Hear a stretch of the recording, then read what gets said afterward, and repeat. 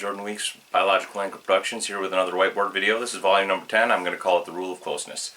The Rule of Closeness actually came about one night around a campfire with my brother and some friends, and the cooler was located by one of the friends, and we were real smart that night, and we figured that in order, rather than get up and have to go get our own beverage, we would just proclaim the rule of closeness, and whoever was closest to the cooler had to distribute beverages. So that's where this title came from.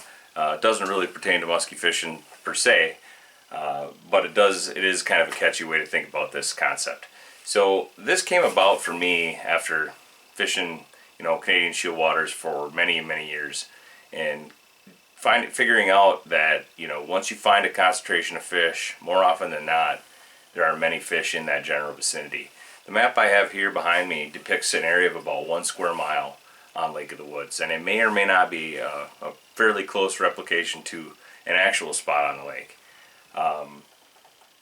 So what I want to kind of try to illustrate to you all today is that, like I said, once you find a concentration of fish, look at your map, look at it with your eyes around on structural elements that you can see, and then just start picking off spots. So the way this story went is we came into this island complex, which to me is the most obvious muskie holding structure in this particular depiction, and encountered a number of fish on this structural item over a couple days. And rather than run around the lake and burn a whole bunch of fuel and go several miles between spots, I just started picking off structural items around. So we look up and I see there's a cup bay over here. This cup bay just happened to be all sand. There was a fish there. We didn't catch it, we encountered it. This point right here is a prototypical spot for muskies on Lake of the Woods, particularly in big wind or big current. Most often in the summertime, winds from the southwest.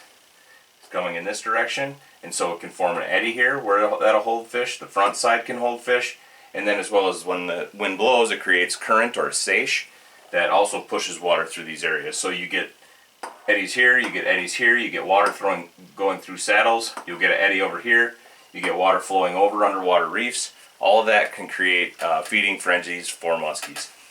So we proceeded down shore, found another couple little bays with some of these curlicue pieces of vegetation. There was a fish in this one, worked around the point, saw another fish on this point, came over to the next closest island, saw another fish off one rock bar that was off a small island here, saw 2 more on another small island, came around here, saw that there was small cups with cabbage in it, actually caught a 52-incher right here, and then proceeded around and found another bay with just sand in the bottom and a tree along shore. Trees are great places to look for muskies. A friend of mine who guides on Lake of the Woods says don't ever go by a tree that you see in the water, and that's really great advice.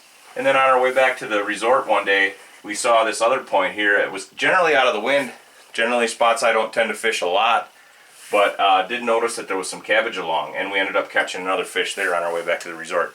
So the point of this is, once you find a concentration of fish, which is what we found in this first island complex, generally there are a bunch of other fish in that area. So you don't necessarily have to run across the lake or drive many miles to find the next fish. You can, more often than not, just look at structural items within sight and have success. Thanks a lot for watching. Have a great day.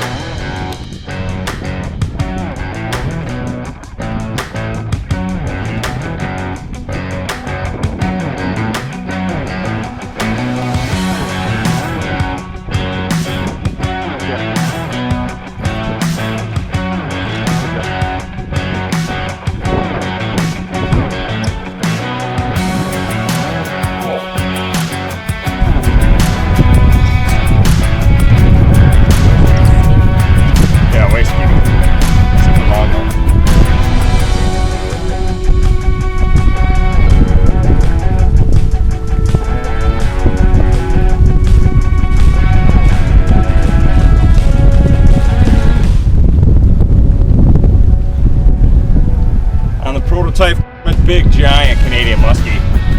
Outstanding. Came in, ate it on the figure eight. Great.